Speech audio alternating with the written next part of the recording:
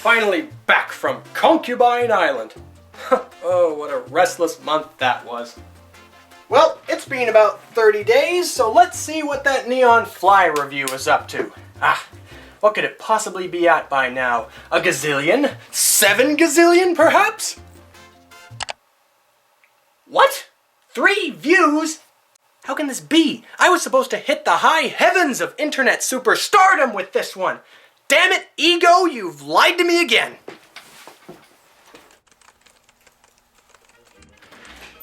Hey, writer guy, my view count is low. Can you help me with this? You do remember that I'm a figment of your imagination, right? Oh, yeah. Right. But, still, I figure I can help you. See, you gotta think it through like this. You cater to metalheads, but you work for a website full of nerds. So, logically, to bolster your viewer base, you gotta cater to them.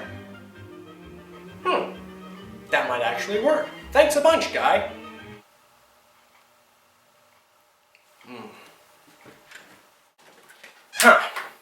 Pandering to nerds? Well, couldn't hurt. I mean, everyone else is doing it. Even those dinosaurs in Hollywood have gotten in on that action. But what can I do? What will draw them in? What can I exploit that all nerds love? Japan!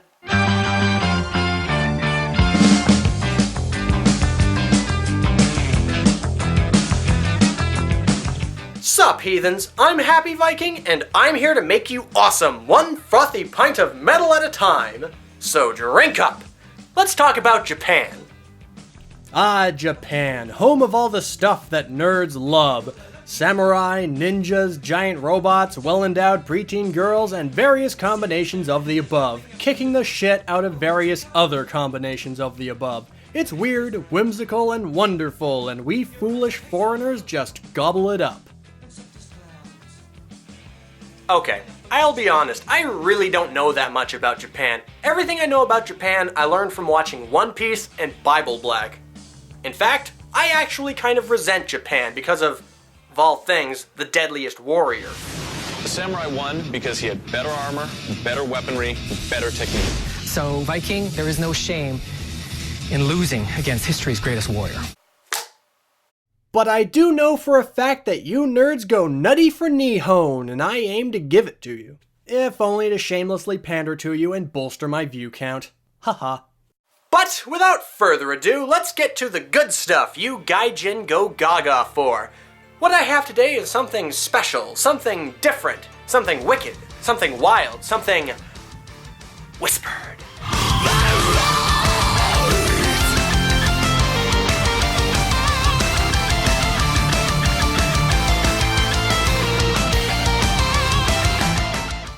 Oh yes, feast your eyes and ears on this mighty and masterful Miyamoto Musashi of melodic death metal. Despite their soft and silky stage name, Whispered is anything but quiet. Whispered is not sleek and stealthy like the ninja. No, Whispered is loud. Loud like the ki of a divine wind. Loud like a banner-bearing Bushido ballbuster screaming his lungs out as he rips out your own with his bare hands. This killer cluster of magical, mystical, kick-ass katana-mancers plays music to arouse the samurai in all of us, the disciplined and unstoppable warrior spirit that overcomes all obstacles by chopping them in half with 3 feet of folded steel. Whispered has everything a warlord needs to pump up their troops. They got pounding drums, crushing guitars, sick vocals, and it's all spiced up with little bits of Japanese folk instruments. Behold their shining glory!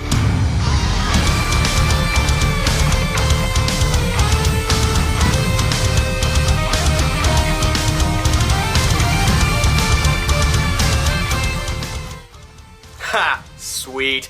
As if Japan wasn't rad enough without the smoke bombs, the nunchucks, and the casual attitude towards sexual hijinks, Whisper takes all of that and makes it fucking metal. These rock and roll Ronin hail from the Chiba Prefecture in the Kanto, Finland. Finland? Hey, don't look at me like that. I didn't screw up. Those guys are from Finland. Bullshit. They're obviously from Japan. Watch, I'll prove it right now. Rewind. Let me see that footage again. white people? Damn. You know what? I'll talk about that later. But for now, let's get back to talking about their history. So yeah, the band was formed by a group of white boy middle school chums from Tampere, Finland back in 2001 under the name Zealot, eventually renaming themselves Whispered in 2004. After putting out a couple demos, they got signed to Red House Finland Music Publishing in 2008, and after 2 years of mysteriously meditating under a waterfall, they gathered their energy, entered the studio, and karate chopped their instruments until a legendary album manifested itself. And that album was Thousand Swords.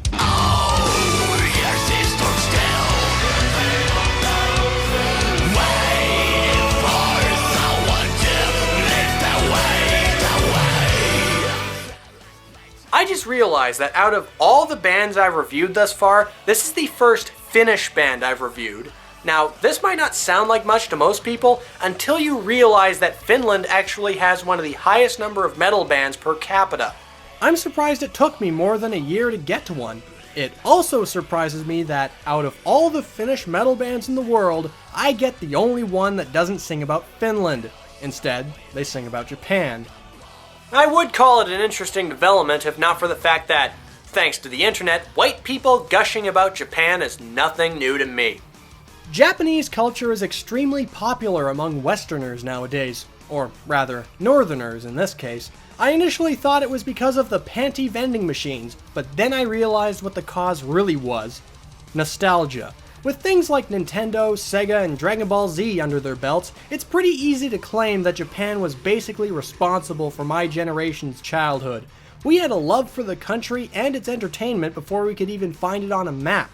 So naturally, when we got older and more interested in the world outside our front door, we were naturally reared towards the land of the rising sun. So the allure of Japan runs deep among us young tech-savvy rapscallions, and especially among these Suomi samurai. It's pretty obvious that these guys were raised by Japan. Just listen to this keyboard passage and tell me you're not reminded of the SNES.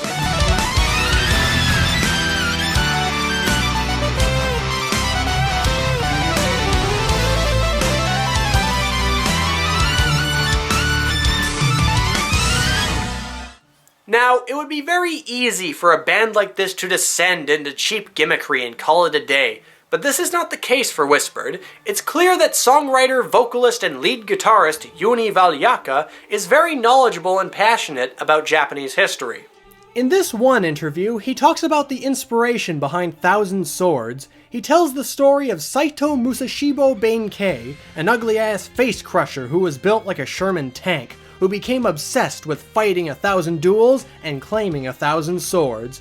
I won't go into too much detail on the guy, you can go to Badass of the Week for that, but this should be fairly telling as to what inspires Whispered. It's about more than just having a good time, though it is obviously a big factor, but it's also about sharing and expressing a love for a cool and fascinating culture through awesome music. And speaking of awesome music, let's talk about the unique style of composition. Hit it!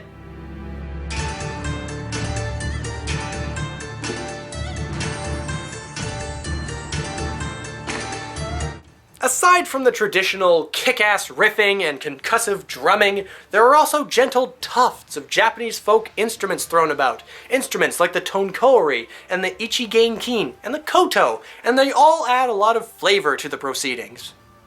And they play around with the arrangements a lot. Sometimes you have smooth movements like these,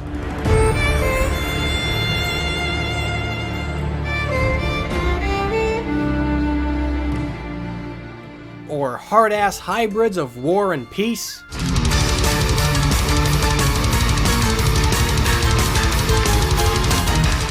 And sometimes you just get out-and-out moments of brutality that would make Oda Nobunaga himself blush.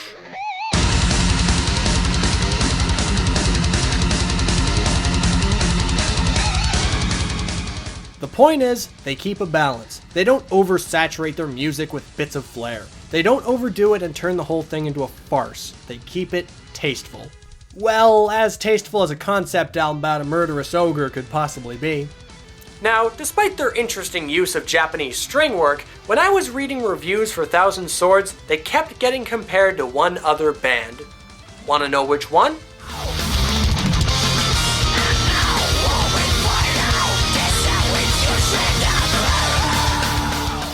Children of Bodom. Not too shabby a comparison, being one of the highest selling Finnish artists. I do definitely hear some similarities, but I think a more astute comparison would be Kalma. Little harder, little harsher. But regardless, I think we can all agree that this Finnish melodic death metal band definitely sounds like a Finnish melodic death metal band. Except, you know, less Finnish, more gaijinish. The only consistent source of criticism I've found for Whispered is in the vocals. I'm personally okay with them, but I think I can see where some folk might find fault with them. Mr. Valjaka's high-pitched rasps occasionally butt heads with the other elements. They overpower the gentle folk string work, and they often don't mesh with the keyboards. It clashes a little, and it makes for strange rhythm and pacing. In fact, that's probably the one bad thing I might say about Whispered, that their pacing irks me.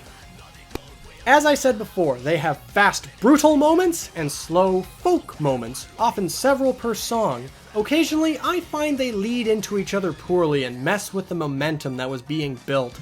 I liken it to a car hitting the brakes every 30 seconds. The pacing changes don't feel natural to me and it wears on me over time.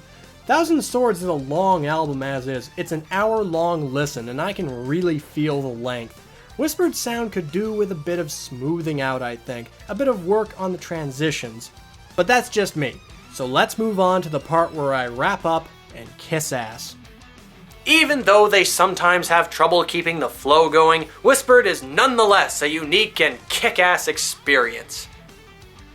They draw their influences from the music and history of a sick, wicked, rich culture, mix it with metal, and have fun with it, while still treating it with the respect it deserves. Sure, the mix of mellow Japanese strings and hardcore riffing occasionally doesn't blend as well as I would like, but that's always going to happen when you experiment with a new style.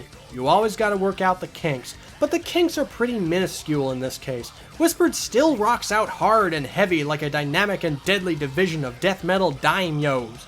Damn, yo. So check out Thousand Swords, give them a listen, and bow your head to the Shoguns of Shred.